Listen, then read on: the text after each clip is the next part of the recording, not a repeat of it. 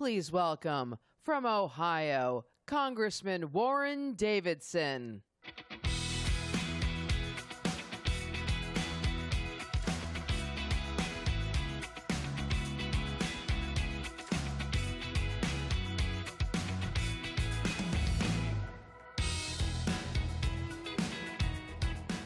Wow, what a crowd. This is awesome. Now, thank you all. I suspect that not everybody came here to hear a talk about sound money. There might be some other folks in the lineup. But after Steve Bannon's talk last night, who isn't concerned about the Federal Reserve, right? All right, so my name's Warren Davidson. I'm a member of Congress from Southwest Ohio. Speaker Boehner was my predecessor. So thanks for those who helped me come here.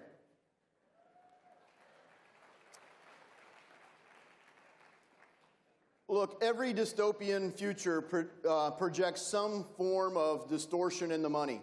The money is no longer used as a store of value and means of exchange.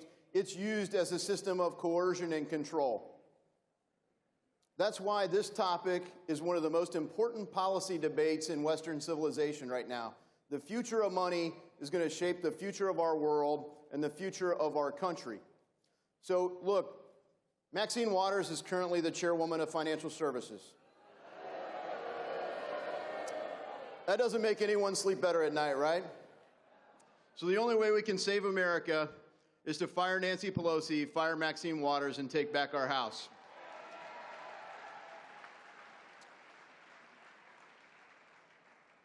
That's one step. And then when we get there, who feels like we played too much offense last time when we were on offense? Nobody. This time we have to get after it. People need to realize that we are truly in a war to save our country.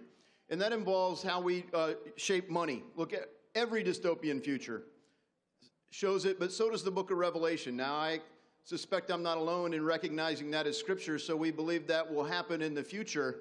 But it's always depicted as evil. So we should do everything that we can to stop that future from happening and preserve what we have, our legacy of money as a store of value, money as a means of exchange, not as a system of coercion and control.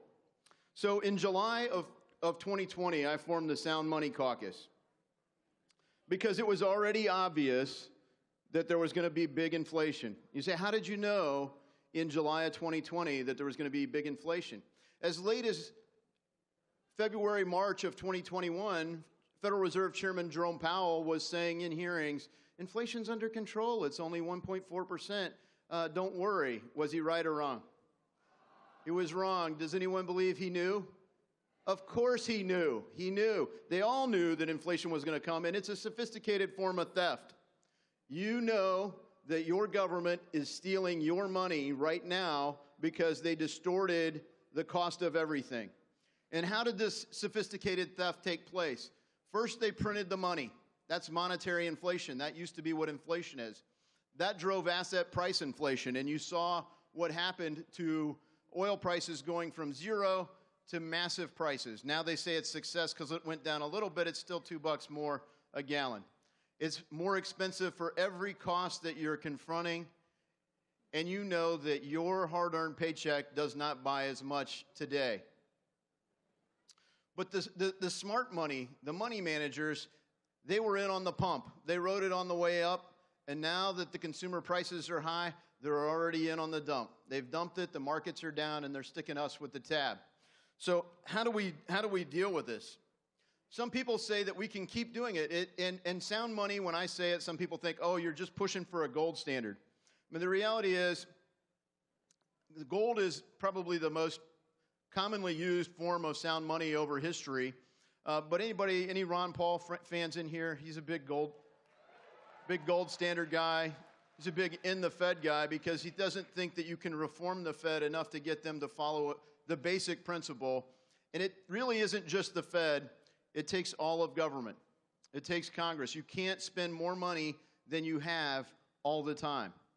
As the economist Herb Stein recognized, if something can't continue, it will eventually stop. Now, when's it going to stop? Some people say it won't.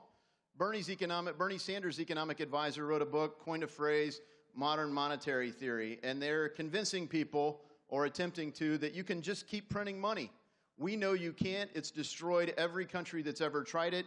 It's ended the grip on power of empires and regimes from the Roman Empire to modern times. If only they knew, they could have just kept printing the money. Of course you can't. It's debasing the currency, and it's destroying America's role in the world. We do have the world's reserve currency. How are we going to keep it?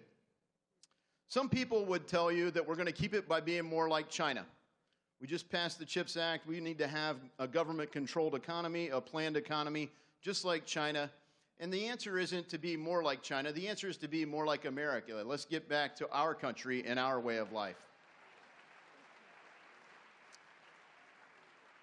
More freedom, less government, and sound money. China's in the process of creating the creepiest surveillance tool known to man. A centrally managed central bank digital currency linked to a social credit system.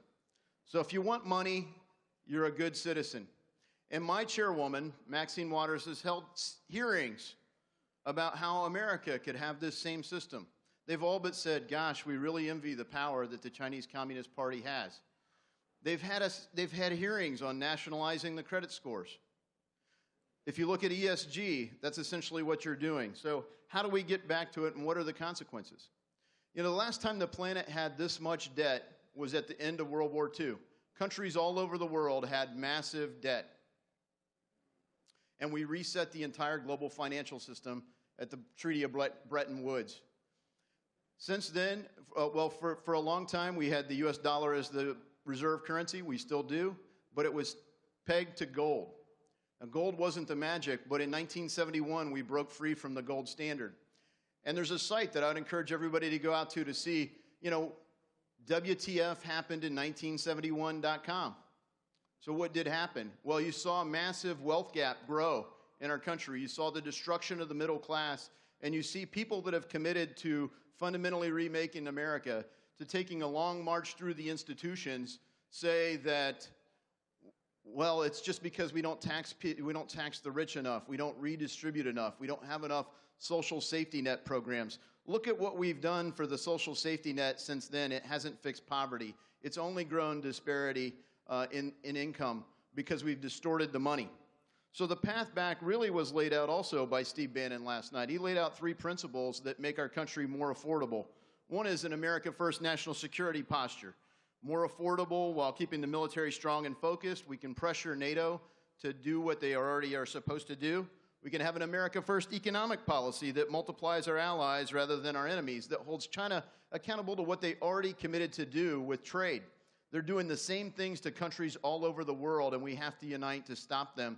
We can't be more like them in our monetary system, and that's exactly what the Bank of International Settlement in Switzerland's trying to do. They're trying to set the structure for a central bank digital currency that's on China's terms, not America's principles. And last, we have to destroy the administrative state. We have to have a government that we're willing to live with. And it's really bigger than just the bureaucracy like the EPA or the Securities and Exchange Commission that wants to impose ESG standards on the entire economy. It really is the collusion. No one loves big government like big business. So as Republicans, we have to think differently. We have to think about freedom just as our Constitution describes it, beginning with the individual and working up from there. We have to have more freedom, we have to have less government, and we have to have sound money if we're going to save our country. With 5%, less than 5% of the world's population, we've got almost 25% of the world's GDP. We've got 50% of the world's invested capital. We've become the land of opportunity from people all over the world. We have the best markets for goods, services, capital, intellectual property, you name it. We dominated an agricultural revolution, the industrial revolution, automobiles, aviation, aerospace, computers, the internet, fintech. This is the place where it happens. Why would we ever copy someone else?